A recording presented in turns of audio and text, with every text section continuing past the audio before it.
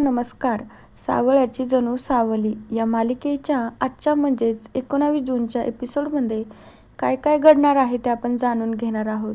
इकडे मात्र आता अबीरला ओवीचा फोन येत असतो. अबीर जेव्हा फोन रिसीव करतो तेव्हा अबीर सांगू लागतो, ओवी मी आता तुलाच फोन करणार होतो. आपला प्लॅन सक्सेस झाला आहे.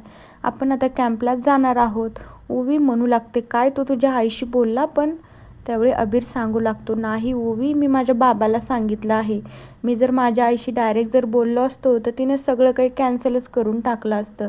मी माझ्या बाबाशी बोललो आहे. नंतर माझा बाबा माझ्या आईशी बोलतो. माझा बाबानं माझं सगळं ऐकतोय. त्यानंतर ओवी म्हणते, तुला माहिती आहे का अबीर, माझा बाबा पण ना माझं सगळं काही ऐकतोय. नंतर त्या दोघांचं बोलणं चालू होतं. म्हणजे कॅम्पला जर पॅरेंट्स आले ना तर मी माझ्या बाबाला पण घेऊन येईल. मी तर त्याच्याकडे खूप हट्ट करेल आणि त्याला मी कॅम्पला घेऊनच येईल. त्यानंतर अबीर म्हणू लागतो, मला पण तसंच वाटते ओवी.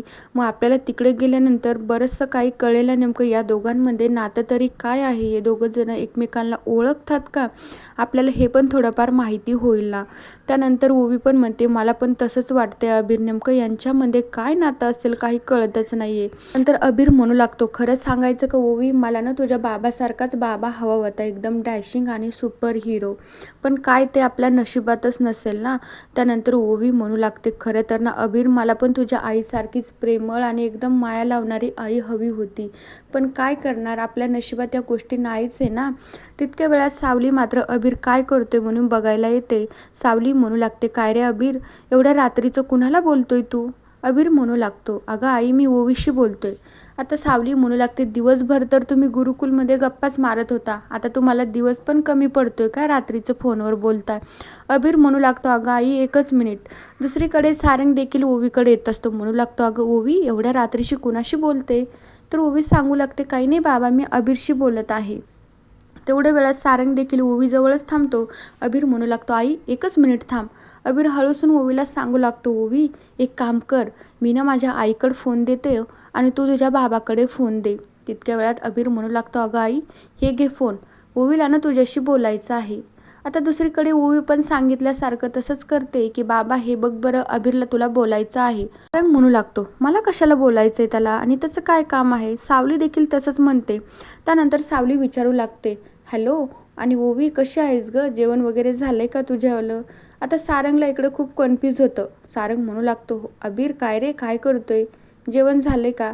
पण सारंगला एवढं कन्फ्यूज होत असतं की सारंग ग ग करतच मुलीसारखंच बोलत असतो आणि इकडनं सावली अरे म्हणूनच बोलत असते. अबीर आणि ओवी यांची इतकी मज्जा घेत असतात ना. त्यानंतर दोघे जणांचं बोलणं झाल्याच्या नंतर सावली आणि तिकडनं सारंग फोन ठेवून देत असतात. अबीर म्हणू लागतो, काय ग आई, तू तर ओवीशी बोलत होतीस ना, मग अरे कसं करत होती? सावलीच्या लक्षात येते. सावली म्हणू लागती, अबीर आता तू जास्तीचाच बदमाश झाला आहे ना, आणि मग त्याला मारत असते, त्याच्या पाठीमागे धावत असते. दुसरीकडे आता ओवी म्हणू लागते, काय रे बाबा, तू तर अबीरशी बोलत होता, मग ग कसं म्हणत होता त्याला, जसं काय तू मुलीशी बोलत होता? सारंगच्या लक्षात येतं. सारंग म्हणू लागतो, थांब बरं, तू मुद्दामून माझी मजाक घेते ना. आणि मग त्यानंतर सारंग देखील तसेच ओवीच्या पाठीमागे लागतो. तो ओवी घरामध्ये निघून जाते. सारंगला एका मिनिटासाठी आनंद पण होतो, त्याच्या लक्षात आल्यावर त्याला राग देखील येत असतो. दुसरीकडे आपल्याला असं बघायला मिळतंय, सावली तिचं काम करत असते, तर आता अबीर तिथे येऊन बघत असतो नेमकं आई काय करत आहे म्हणून. अबीरला आतुरता असते की बाबाने लवकर आईला सांगावं आणि जे काही त्याच्या डोक्यात प्लॅन चालू आहे तो लवकर सक्सेस व्हावा. तितक्या वेळात अबीर जगन्नाथला खुणवतो. म्हणू लागतो, बाबा लवकर बोला आईशी, मला काय आहे ना ते ऐकायचं आहे. आता जगन्नाथ तिथे येतो. त्याला नेमकं सुरुवात कुठून करावं त्याला ते कळतच नसतं. अबीरचं चालूच असते, बाबा लवकर बोला लवकर बोला, त्याच्या खुणाखाणीनं चालूच असतात. जगन्नाथजी म्हणू लागता की साऊ, मला ना तुला गोष्ट सांगायची ग. माझे जे रिसॉर्टचे जुने क्लायंट होते ना, त्यांना असंच कामामध्ये खूप अडचणी आल्या, तर मग मी त्यांची मदत केली होती.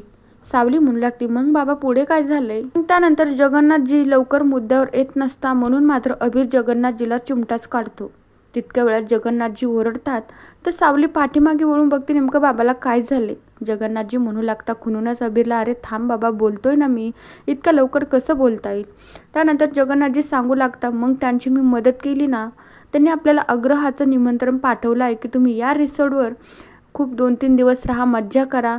त्यानंतर अबीर म्हणू लागतो, काय बाबा, रिसॉर्टवर जायचं आहे आपल्याला? खूप मज्जा येईल बरं का, आणि 2-3 दिवस. आता खूप छान पावसाचं वातावरण झालं आहे अगं आई आपण जाऊया ना. अबीरचा हट्ट तिथूनच चालू होतो. सावली म्हणू लागते, अरे गप्प बस, आपल्याला 2-3 दिवस जाता येणार आहे का? आणि काय उद्या जायचं आपल्याला? 2-3 दिवस मुलांना सुट्ट्या नाही देऊ शकत बाबा.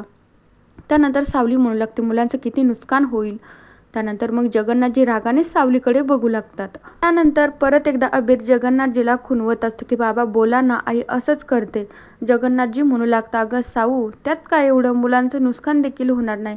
आपण सगळ्याच मुलांना घेऊन तिकडे जाऊया ना. ते पण 4 भिंतीच्या आतमध्ये राहून राहून बोर झाले असतील, कंटाळले असतील. ते पण छान असं वातावरणमध्ये एन्जॉय करतील, छान असा रियाज करतील, त्यांना पण छान वाटेल ना.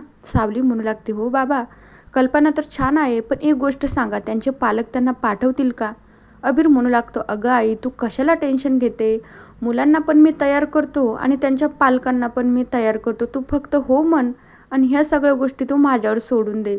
आणि मग तर काय, अबीरची ओव्हर ॲक्टिंगच चालू होती. तर सावली म्हणू लागते, अरे गप्प बस, काय पण म्हणतोस का?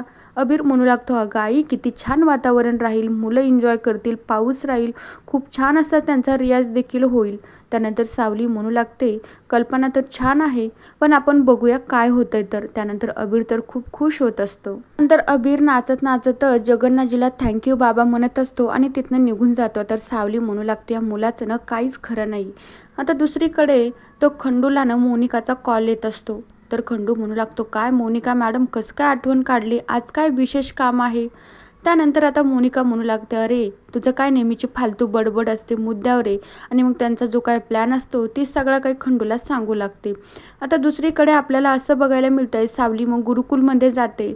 सगळ्या मुलांना त्यांना जे काही कॅम्प काढायचं असतो ना त्याचे फॉर्म वगैरे देत असते. ओवी देखील क्लासला आलेली असते. त्यानंतर सावली त्यांना सांगू लागते, हे बघा मुलांनो, आपल्याला ना बाहेर ट्रिप न्यायची आहे, त्याच्यामुळे हा फॉर्म ना मी तुमच्या प्रत्येकाकडे देते, तुम्ही घरी न्यायचं, आईबाबांकडे द्यायचा आणि त्यांच्यावरनं त्याची सही घेऊन यायची. त्यानंतर ओवीच्या लक्षात येतं, मला तर आई नाही, मग माझ्या फॉर्मवर कोण सही करेल? आता सावली तर ते देत असते. दुसरीकडे आता सारंगला माहीत होतं की पॅरेंट्सला देखील कॅम्पला घेऊन जाणार आहे. बबलू आणि सारंग त्या रतनच्या बायकोला म्हणजे त्या वहिनीला भेटत असतात.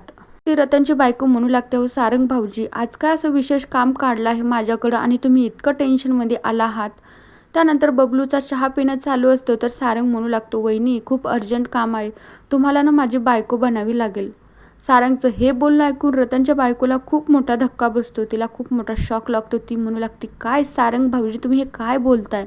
तिला खूप मोठा धक्का बसतो. तर बबलूला तर इकडं काय करावं आणि काय बोलावं काहीच कळत नसतं. सारंग दादा हे काय बोलतोय? सारंग तरीही म्हणतो की वहिनी प्लीज माझ्यासाठी एवढं करा तुम्ही.